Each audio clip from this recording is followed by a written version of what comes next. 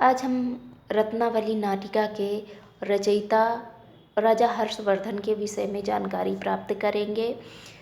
हर्ष के नाम से संस्कृत साहित्य में कई लोगों का वर्णन मिलता है। हर्षदेव, हर्षवर्धन, हर्ष इत्यादि के नाम से मिलता है, किंतु यहाँ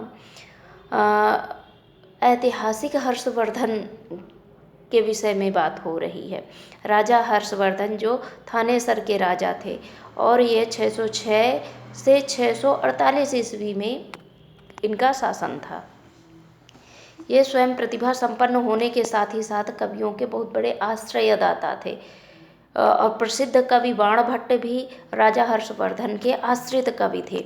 बाणभट्ट ने हर्षचरितम के 5 उच्छ्वासों में हर्षवर्धन का इतिहास बतलाया है।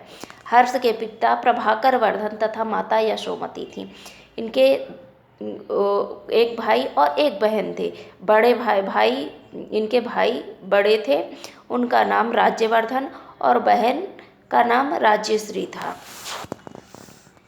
राज्यश्री का विवाह कन्नौज के राजा अवंती वर्मा के पुत्र ग्रहवर्मा के साथ संपन्न हुआ था।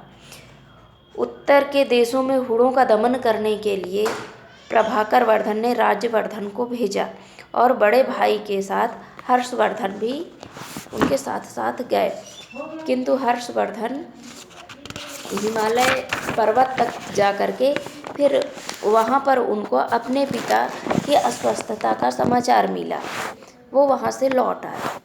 उनके आते ही प्रभाकर वर्धन, उनके पिता जो थे, वो स्वर्ग सिधार गए और रानी यशोमती ने वैधव्य के भय से पहले ही, राजा प्रभाकर वर्धन की मृत्यु के पहले ही उन्होंने अग्नि में प्रवेश कर लिया था। प्रभाकर वर्धन के निधन का समाचार पाकर के दुर्वृत्त मालवपति ने कन्नौज नरेश गृहवर्मा पर आक्रमण कर दिया, जो राजश्री के पति थे। राजश्री के पति पर आक्रमण हो गया और युद्ध में गृहवर्मा वीरगति को प्राप्त हुए और राजश्री बंदी बना ली गई। राज्यवर्धन जब इस समाचार को सुने तो उन्हें बहुत क्रोध आया, बहुत क्रोधित हुए। वो मालव राज पर आक्रमण करने की ठान लिया। मालव राज को युद्ध में मार डाला। मालव राज का मित्र गौडेश्वर शशांक देव ने विश्वासघात से राज्यवर्धन का मार्ग में ही वध कर दिया। हर्षवर्धन अपनी बहन को खोजने के लिए निकले। उसे ज्ञात हुआ कि राजश्री कारागृह से भाग करके विंध्याटवी की ओर गई हुई है। हर्षवर्धन और राजश्री की भेंट होती है। चीनी यात्री वेनसांग के अनुसार उसने सैकड़ों युद्धों में विजय प्राप्त की थी। उसके पश्चात 612 ईस्वी में महाराजा धीराज की उपाधि ग्रहण की। इनका उत्सव 2.5 मास तक चलता। ये उत्सव प्रेमी थे और जो उत्सव होता था वो 2.5 मास तक चलता था, जो कन्नौज से लेकर के प्रयाग तक लगातार चलता था। मेले में ब्राह्मण, बौद्ध, जैन तथा साधु सन्यासियों तथा निर्धन लोगों को श्रीहर्ष अपना सारा राजकोष वितरित कर देते थे। सिर्फ उतना ही बचाते थे जितना शासन चलाने के लिए आवश्यक होता था। जब उत्सव समाप्त हो जाता तब वह अपनी बहन राजश्री से पुराना वस्त्र या अंगरखा मांगकर उसे धारण कर लेते थे। यह मेला प्रति 5वें वर्ष लगता था।